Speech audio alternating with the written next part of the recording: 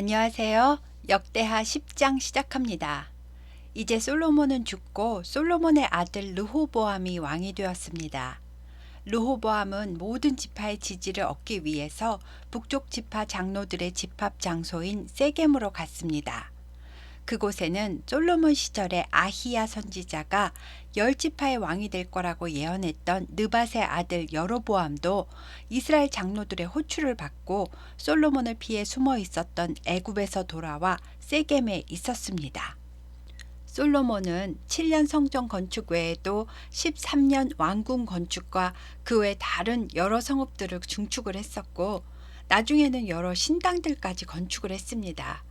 그래서 백성들은 아주 오랫동안 건축 노동자와 감독으로 또 세금으로 시달릴 수밖에 없었습니다.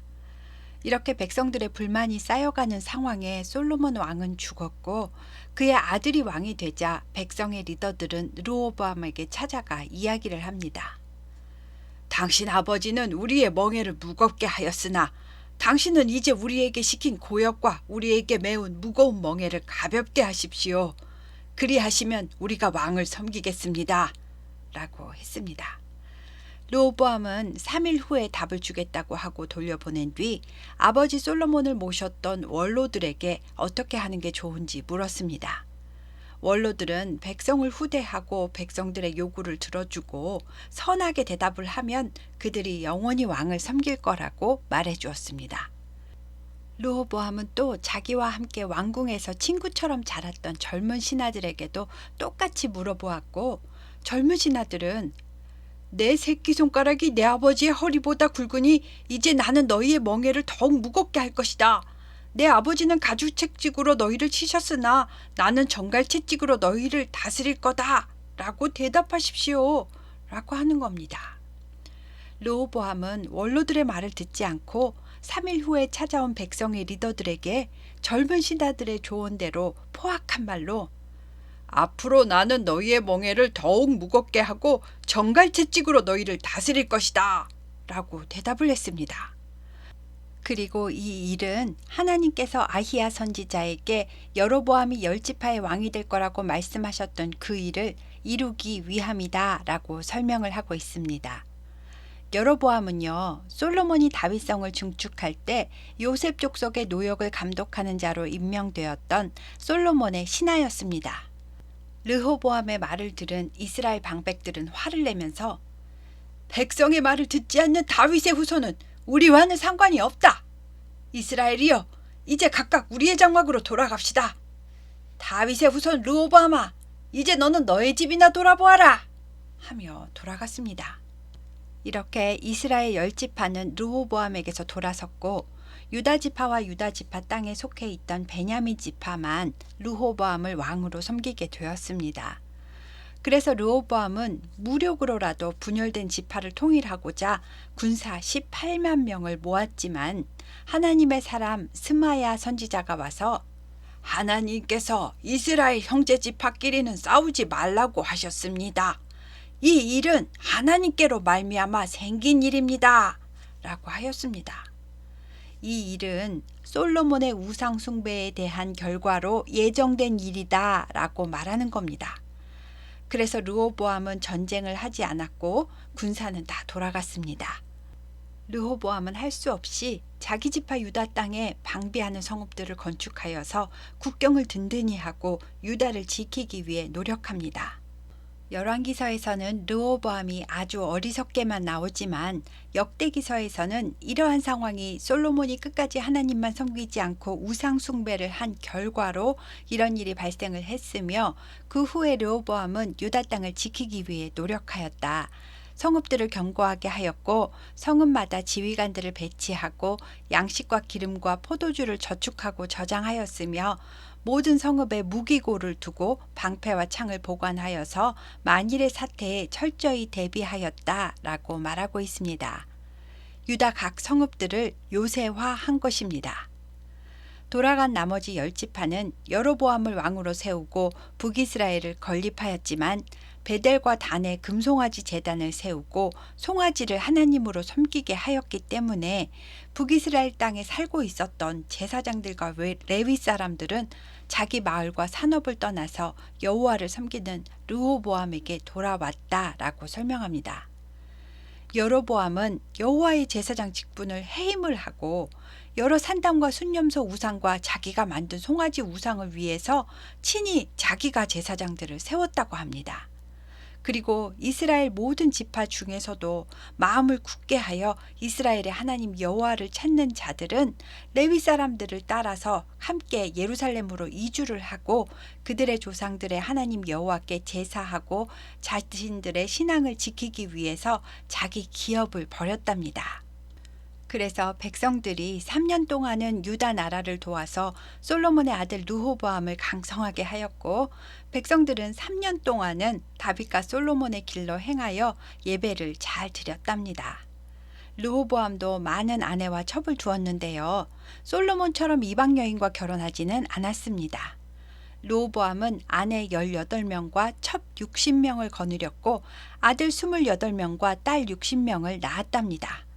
그 중에서도 압살롬의 딸 마아가를 모든 처첩보다 더 사랑을 하였고, 자기가 죽기 전에 사랑하는 마아가의 아들 4명 중에서 아비야를 후계자로 임명하고, 나머지 아들 이 27명은 나중에 왕자의 난이 일어날지도 모르니까 미리미리 유다와 베냐민의 온 땅 모든 견고한 성읍에 흩어져서 살게 하고, 양식도 후히 주고 아내들도 많이 구해줘서 분쟁이 생기는 일을 사전에 방지하였답니다. 이 일은 르호보암이 지혜롭게 행하였다라고 성경이 말하고 있습니다. 이렇게 르호보암의 나라는 견고해졌고 세력이 강해졌습니다. 그러자 르호보암은 교만해져서 여호와의 율법을 버렸다고 하고요. 우상 숭배를 하고 온 이스라엘 백성들이 이것을 본받았다라고 합니다. 하나님은 자신의 백성이 하나님을 떠나 다른 길로 가면 주변국을 강하게 하셔서 유다를 치는 회초리로 사용을 하시기 때문에 르호보암 왕 제5년에 애굽 왕 시삭의 공격을 받도록 하셨습니다. 애굽 왕 시삭은 병거 1200대와 마병 6만 명을 이끌고 유다의 견고한 성읍들을 점령한 뒤 예루살렘에 도착하였습니다. 유다 방백들은 예루살렘 성에 모여서 회의를 했는데요. 선지자 스마야가 와서 여호와께서 이와 같이 말씀하십니다. 너희가 나를 버렸으므로 나도 너희를 버려 시삭의 손에 넘겼노라 라고 하였습니다. 선지자 스마야의 말을 듣고 이스라엘 방백들과 왕은 스스로 겸비하면서 여호와는 의로우시도다 라고 하였답니다.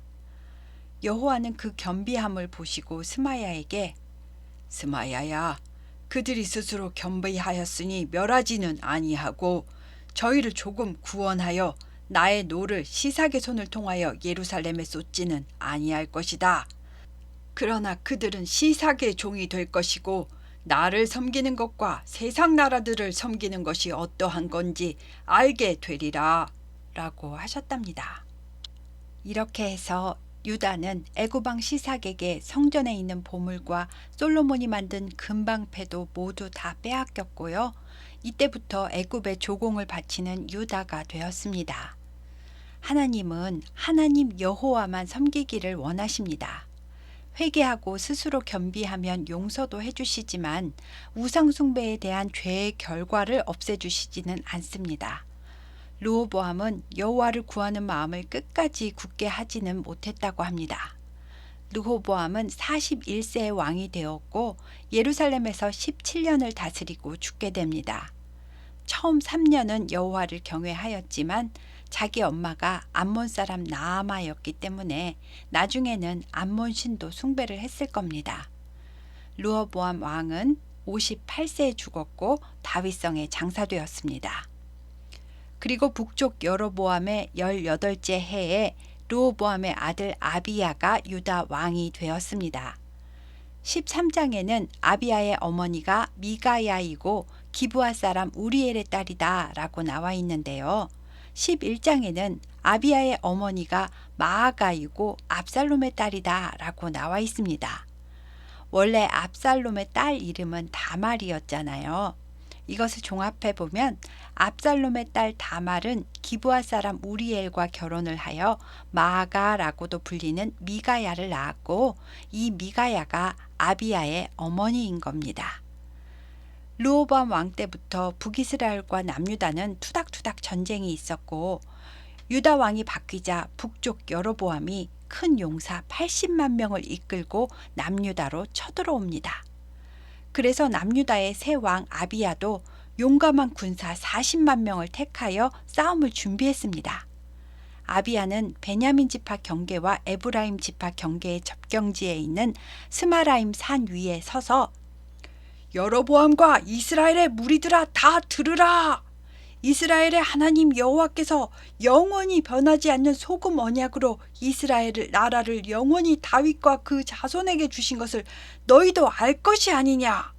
그런데도 여로보암은 자기 주를 배반하고 스스로 높게 하여 솔로몬의 아들 르호보암을 대적하였으나 그때는 내 아버지 르호보암이 어리고 마음이 연약하여 그들의 입을 능히 막지 못하였느니라. 너희들은 이제 또 다윗 자손의 손으로 다스리는 여호와의 나라를 대적하려 하는 것이냐? 너희는 큰 무리요, 또 여로보암이 너희를 위하여 신으로 만든 금송아지들이 너희와 함께 있도다. 하지만 너희는 아론 자손인 여호와의 제사장들과 레위 사람들을 쫓아내었고 이방 백성들의 풍속을 따라 제사장을 삼지 아니하였느냐? 하지만 우리는 여호와께서 우리 하나님이 되시나니 우리는 여호와를 배반하지 아니하였고 여호와를 섬기는 제사장들이 우리에게 있으니 이는 아론의 자손들이다.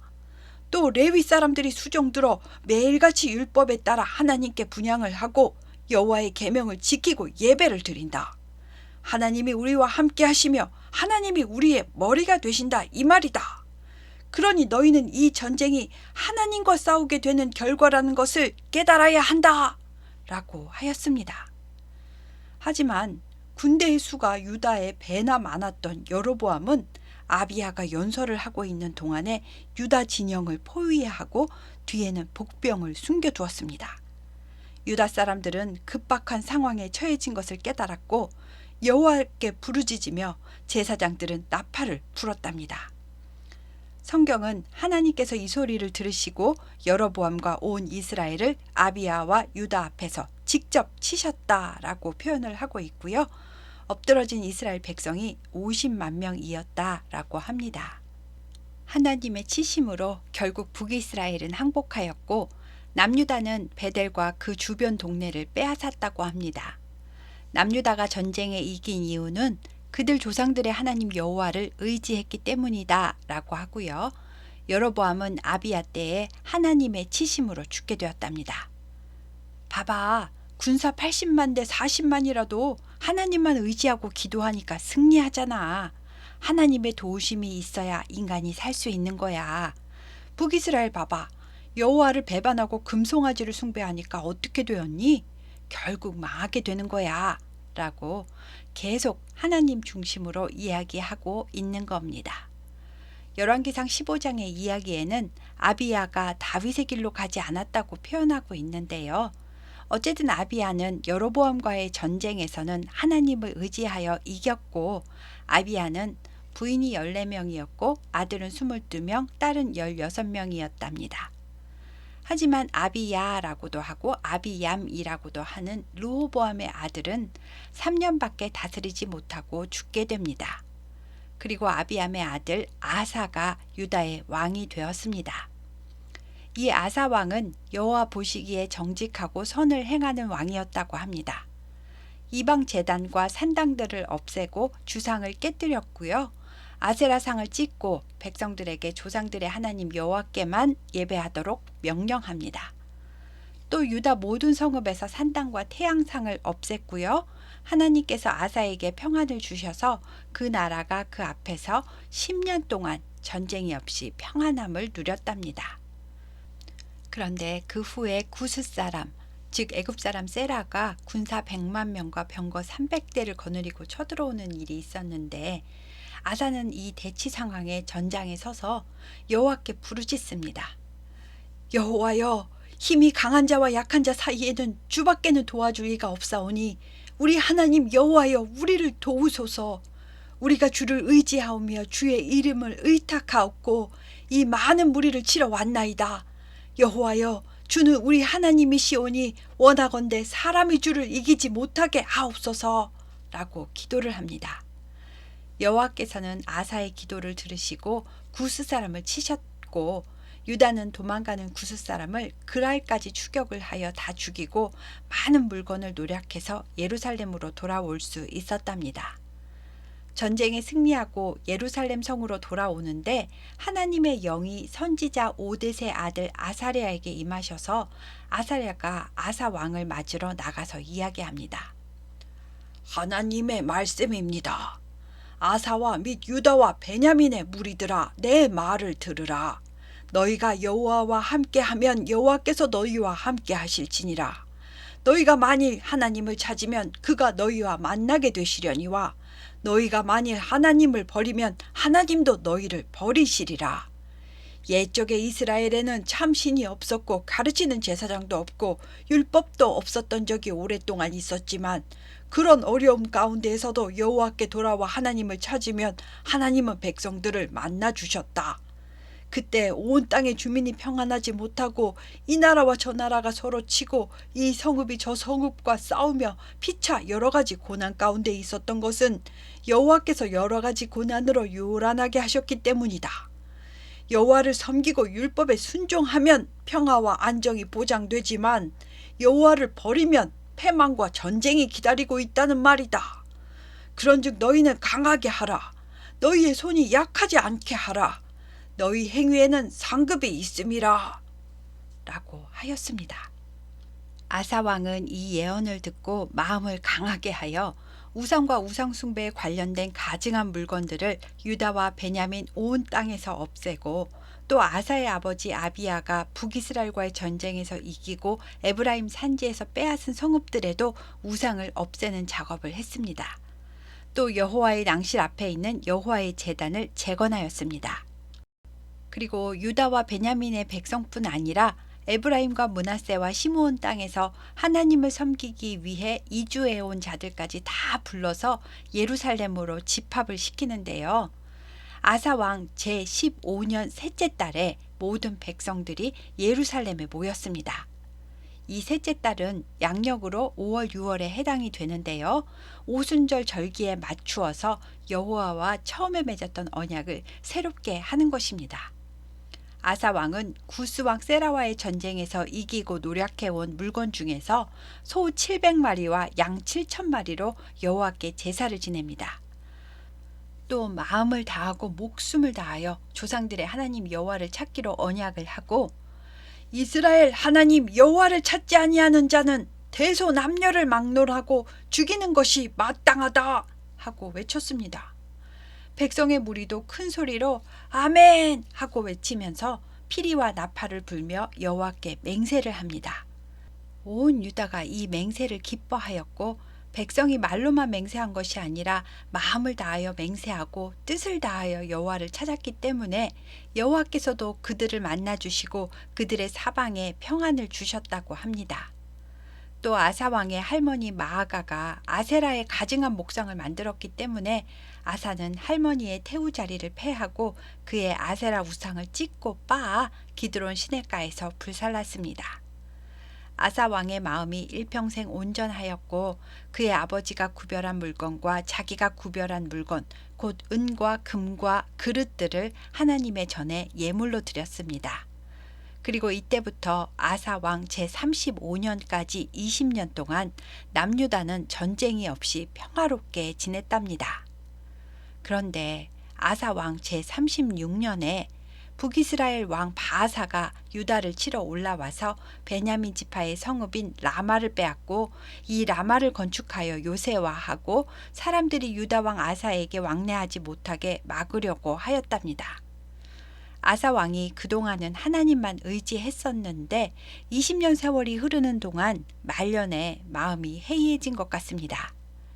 이런 일이 생겼으면 하나님께 나아가 기도를 하고 제사장과 선지자들을 부르고 하나님께 여쭈어 보도록 했어야 맞는 건데 아사 왕은 이 문제를 인간적인 방법으로 해결하기 위해서 여호와의 전 곡간과 왕궁의 곡간에 은금을 내어다가 다메섹에 사는 아람 왕 베나닷에게 보내어 도와달라고 요청을 합니다.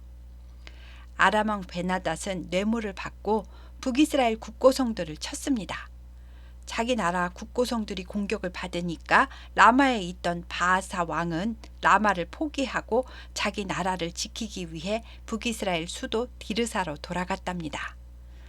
아사 왕은 온 유다 무리를 거느리고 북이스라엘 바아사가 라마를 건축하던 돌과 제목을 운반하여다가 게바와 미스바를 건축하여 국경 지역을 든든히 하였답니다.